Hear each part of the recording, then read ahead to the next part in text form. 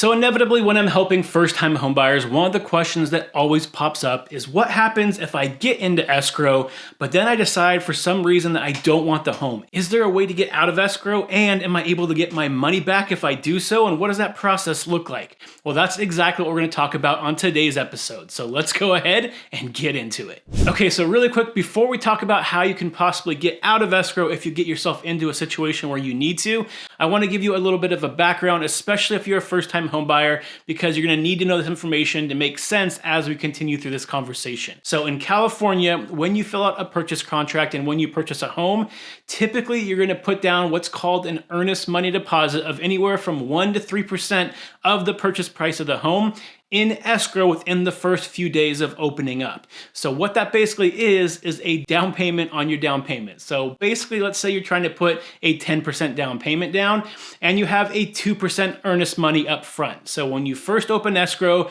you put that 2% in, and then at the very end of escrow, you're going to deposit that other 8% for the total of 10%. Now again, this money will become important later on in the conversation, but I want to make sure you have that fundamental understanding before we continue on. So now let's go ahead and say that after months of looking and after lots of offers placed, especially in the seller's market, you finally get into escrow on a property. However, now that you're in escrow, you're wondering, wait a second, can I get out of escrow if something is wrong with this property?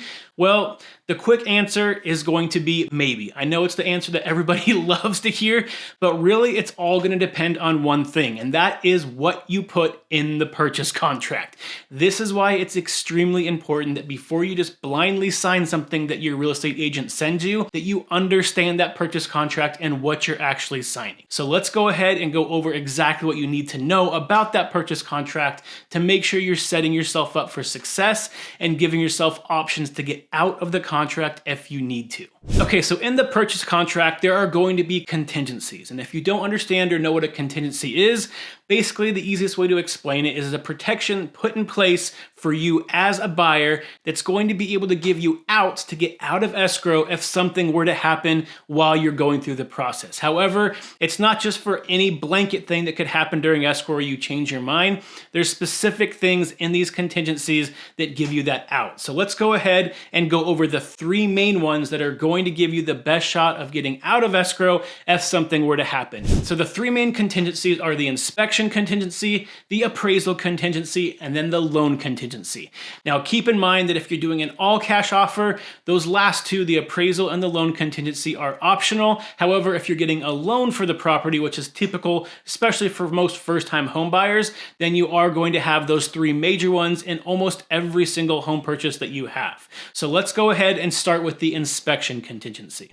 So the inspection contingency is basically there, as the name implies, to allow you to inspect the property to see if you can find anything wrong about it that would prevent you from wanting to move forward and actually purchasing it. So typically what you're going to do when you get into escrow is you're going to hire a general inspector who's going to go through the property with a fine-tooth comb and try to look at all the major systems and figure out if there's anything wrong with the home, whether it be a light switch not working or the entire HVAC system not operational. They're going to try to give you a general report card on exactly what is wrong with that home and possible issues that you might run into. And then on top of that, typically, if they find a lot of issues in a certain section, let's say there's a lot of electrical issues or a lot of plumbing issues, they might recommend additional inspections for you to have and tell you to have an electrician go out there or a plumber go out there and look at these items in a little bit better detail, as well as possibly giving you quotes on how much it would cost to fix something, so that way you have more information available before you decide to move forward and purchase that home.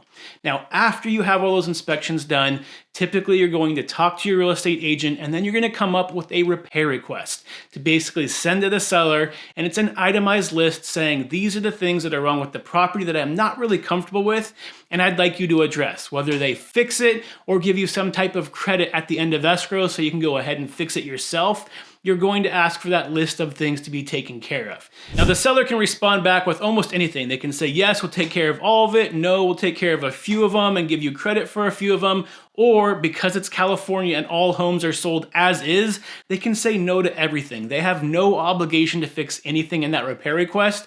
However, it's up to you to determine what you're comfortable with in terms of the problems of the house based on what the seller does or doesn't agree to do to the property. Now, this is where the contingency typically comes in. So let's go ahead and say that you and the seller are negotiating back and forth and you just can't come to an agreement. There's a couple things major wrong with the property. Let's say there's a foundation issue, there's some electrical issues, and the seller just doesn't want to take care of it and they don't want to pay for it to get fixed. Well, at that point, you have an inspection contingency. So as long as you wrote that contingency into the contract and have it in place, you're going to be allowed to back out of escrow, say we can't come to an agreement with the seller, so there's no deal to be had here. And in most cases, you're going to be able to get that full earnest money deposit back as well, so you can go ahead and find a new property to go into escrow with. So as a buyer, this can give you a lot of confidence going into escrow, knowing that if you do find a major problem, it's not something you're going to be stuck with. It's always going to be your choice if you want to move forward in escrow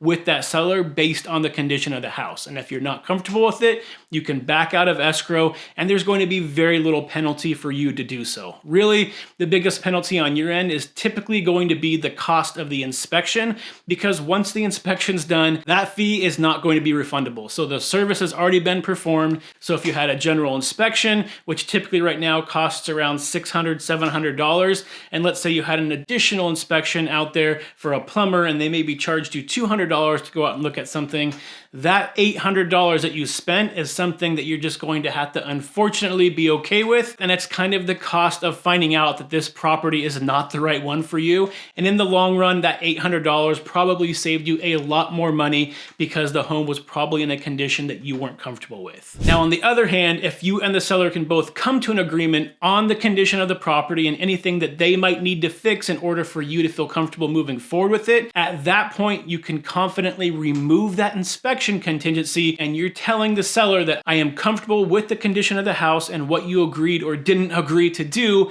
before I take ownership of it, so I no longer need that contingency in place. Now, once that contingency is removed, you can no longer go back and say, well, I changed my mind, I didn't like these 3 things, can you please fix them? At that point, you're locked into the condition of the property and you need to be okay with it. So before you remove that inspection contingency, again, you want to make sure you're having that conversation with your agent and feel fully comfortable with the condition of the property before moving forward. So the second major contingency is the appraisal contingency. So again, when you get a loan for a property, typically the lender is going to require a third-party appraising company to go out there, and they're basically just trying to secure that loan and make sure that what you're offering to pay for the home is actually what it's worth. So the appraiser is going to go out there, typically within the first week of opening escrow. They're going to go through, take pictures of the property, measure the property, and then go back and do something very similar that most real estate agents do, which is look at comparable sales and figure out an independent valuation of that property. Now, when they take that report and give it back to the lender, as long as it comes back at the same value that you offered, or if it comes back higher than the value that you offered, then there's no problem. Because if it came back higher, that basically means that you got a great deal on the property and the home is valued higher than what you paid for it. In today's market, not very likely, but it does happen occasionally. The only time you ever have a problem with the appraisal is if that appraisal comes back lower than what you offered to pay. So let's say you offered to pay $800,000 for the home and the appraiser only thinks it's worth $750,000. Well, the lender can only give you a loan now for up to that $750,000. So there's a $50,000 gap that needs to be taken care of. Now, there's a couple ways that you can go about this, but basically between you and the seller, you're going to have to figure out what you're going to do with that $50,000 gap. You can ask the seller to bring their price down by $50,000, so that way you can still get a loan for the property. You can come in with cash to be able to cover some or all of the difference of that $50,000. And as long as the seller is willing to come down a little bit, you're willing to go up a little bit, and you can meet somewhere in the middle, then you can continue with that escrow. But if the seller is unwilling to budge and you don't have the money, or you don't want to come out of pocket to make up that $50,000, That's why you have that appraisal contingency in place. You're able to tell the seller, I have the appraisal contingency, the appraisal didn't come in at value, so therefore I am not going to purchase this home. You can back out of escrow and then again, go find another property that's going to work better for you. Now again, just like with the inspection contingency, the only possible downside is oftentimes the lender will have you pay for the appraisal up front, which means if that happens and it's a service performed, you're not going to get that money back. And again, typically those appraisers are going to charge you $500, $600, $700 depending on the type of the property. So that is money that comes out of your pocket that you're not getting back, but you still have that ability to get out of escrow and again, go find another property that's going to work better for you. And then the third major contingency is the loan contingency. So this one has everything to do with the lender that you're using. They're basically going through once you get into escrow and finalizing all their documents to make sure they can actually give you the loan for the property. So typically they're going to be asking for updated paycheck stubs. They want to see updated bank statements. They want to make sure that you're financially in the same type of position you were when they originally looked at your finances and gave you that pre-approval to purchase the home. So they're going through and their underwriting team is looking at every document, make sure every T is crossed, every I is dotted, and verifying that you can fully meet the qualifications to be able to purchase that home. Now again, if the lender goes through some of these things and then all of a sudden they find something that's going to prevent you from getting a loan on the property, as long as you have that loan contingency in place, you're going to be able to tell the seller, the lender thought they could give me that loan. However, it turns out something popped up they didn't see before and they can no longer give me that loan. So therefore, I'm going to need to back out of escrow and again, get that earnest money deposit back and go find a new home. Now, on the opposite side of things, if the lender does go through and finds out everything is good to go, there's no problems, they went through all the secondary paperwork and everything is ready, then in that case, you're going to be able to remove that loan contingency. And typically, in a lot of transactions, that's usually the final contingency to be removed. And the reason that I emphasize that is that now we're coming back to that earnest money deposit.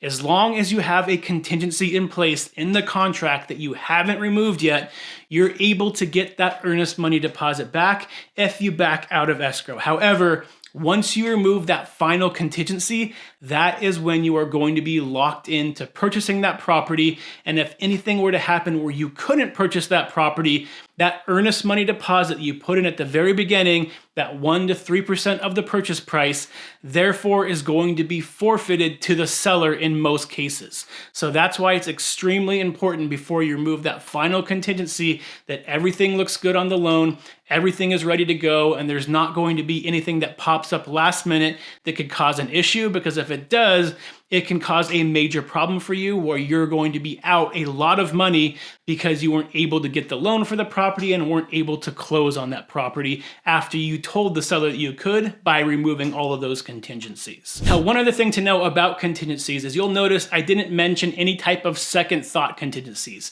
So there's nothing in there that's going to say, you know what, I just don't like this property. The inspection looks fine, the appraisal looks good, the loan looks good. I just want to get out of escrow.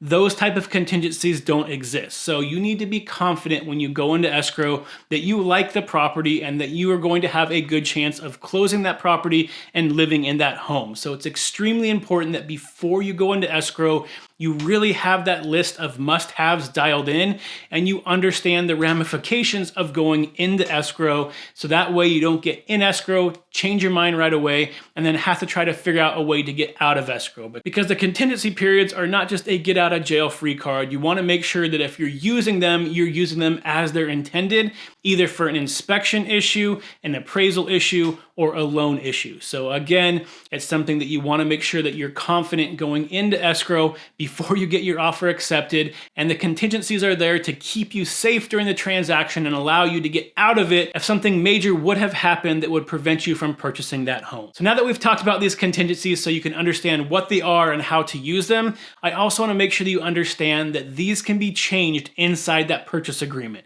which is why it's so important that you understand that purchase agreement, again, before before you actually place an offer, because out of the gate, you do have contingencies that you can check mark saying, yes, we have this contingency, but it could also be check mark no. And if you don't know the difference or don't know what you're signing, that can cause a major issue, because if you don't have those contingencies protecting you, there's going to be a lot more risk for you as a buyer. Now, on the opposite side of things, on the seller side, you also want to make sure that as you're writing the contract, you're looking at it at a seller's point of view too. So the seller, knowing that once you remove that final contingency is when you get locked into the property.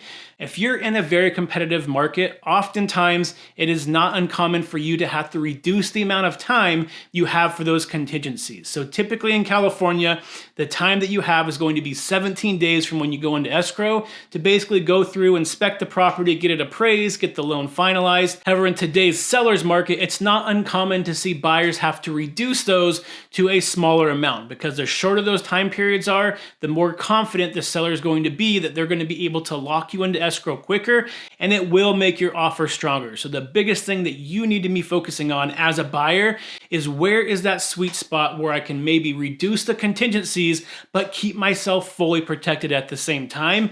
And if you're interested on how you can do that, I highly recommend, if you haven't already, you can check out this video right up here where I go over the top tips that I have on how to write a competitive offer in today's environment that have nothing to do with price, and a lot of them have everything to do with how you structure those contingencies. So make sure you check out that video right up there. It will give you a bunch of information on how to keep yourself protected but write an aggressive offer at the same time.